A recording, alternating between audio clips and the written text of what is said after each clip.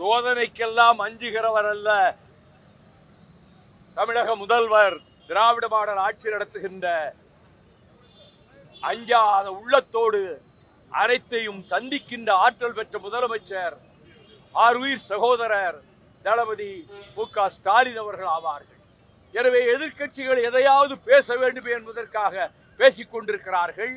ஆனால் திராவிட முன்னேற்ற கழகம் இதுவரை இல்லாத புதிய புதிய சாதனைகளாக புரட்சிகரமான திட்டங்களை மாணவர்களுக்கு, மகளிருக்கு, வயது முதிர்ந்தோருக்கு, ஓய்வு பெற்றோருக்கு, விளையாட்டு வீரர்களுக்கு, அதை போல எல்லா துறைகளிலும் தனி முத்திரை பதித்து அவர் மக்கள் மன்றத்தில், மக்கள் இதயத்தில் சிறப்பான இடத்தை பெற்றிருக்கிறார் முதலமைச்சர்.